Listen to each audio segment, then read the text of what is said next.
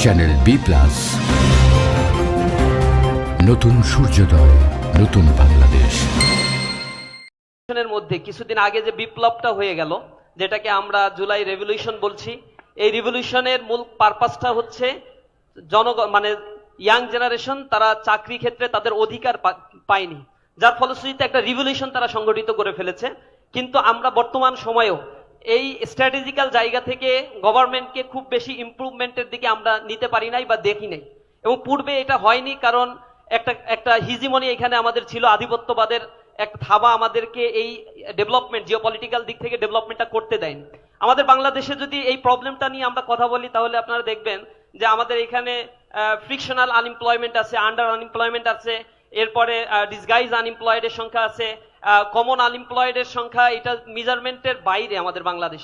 কিন্তু পিওর আনএমপ্লয়েডের সংখ্যা যেটা গভর্নমেন্ট হিসাব বলে সেটা হচ্ছে মোর দ্যান 3 মিলিয়ন। তো 3 মিলিয়ন এইটা মিটিগেট করার আসলে উপায়টা কি? এই ব্যাপারগুলো নিয়ে বিগত গভর্নমেন্টও ডেভেলপমেন্ট ওয়ার্ক করেছে, কিন্তু সাস্টেনেবল ডেভেলপমেন্ট তারা করেনি। এই জায়গায় জামাত ইসলামী খুব বেশি এমফাসাইজ দিচ্ছে, এবং জব মার্কেটে প্রতি বছরই আনএমপ্লয়েডের সংখ্যা 2 লাখ মানে 2 লাখ অ্যাড হচ্ছে, এবং এই অ্যাডিশনটা ডে বাই ডে ইনক্রিজ হচ্ছে, যা আমার সোসাইটির জন্য একটা বিশাল বার্ডেন ক্রিয়েট করছে। এই বার্ডেনটা মিটিগেট করার জন্য উপায়টা কি? 2006 সাল থেকে আমার দেশে ডেমোগ্রাফিক ডিভিডেন্ড চলছে, কিন্তু এই ডেমোগ্রাফিক ডিভিডেন্ডকে ক্রাশ করে যেভাবে ওয়েস্টার্ন সোসাইটি অথবা আমার পার্শ্ববর্তী চায়না ডেভেলপমেন্ট করেছে, তারা ইকোনমিক পলিসি রিফরমেশন করেছে 1978 থেকে। এর আগে তার ইকোনমিটা ছিল বাংলাদেশের ইকোনমির চাইতেও ভালনারেবল সিচুয়েশন, কিছু কিছু প্রভিন্সে তার চাইতেও খারাপ অবস্থা ছিল।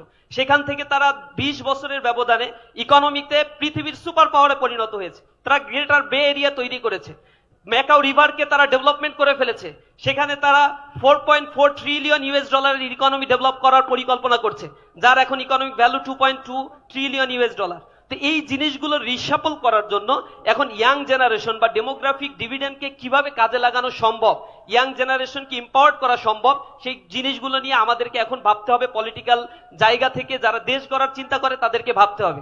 আমার আজকের এই প্রেজেন্টেশন বা সামগ্রিক বিষয়গুলো নিয়ে জামাত ইসলামী যেই কনসার্নটা দিচ্ছে ইয়াং জেনারেশনের প্রতি, এবং জিওগ্রাফিক্যাল কারণে আমাদের দীর্ঘ সময় ধরেই আমার এডুকেশন সিস্টেম এবং আমার পাশাপাশি ইয়ুথ এম্পাওয়ারমেন্টের জায়গাগুলোতে অনেক বেশি বাধা সৃষ্টি করা হয়েছিল।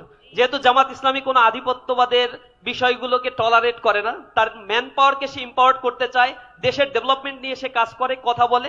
এই জায়গায় আমরা খুবই স্যাটিসফাইড যে আগামীর বাংলাদেশের নতুন বাংলাদেশের যে স্বপ্নটা দেখছি, আনএমপ্লয়মেন্ট সিচুয়েশনকে রিডিউস করা এবং আমাদের দেশের ইয়াং জেনারেশনকে এম্পাওয়ার করার জন্য এটা একটা বেটার অপরচুনিটি নিয়ে তারা যে ভাবনা করছে, যে এমপ্লয়মেন্ট ক্রিয়েশনের জন্য তারা চিন্তা করছে, নিঃসন্দেহে এই সোসাইটির জন্য এটা একটা বেটার ফিউচার নিয়ে আসবে।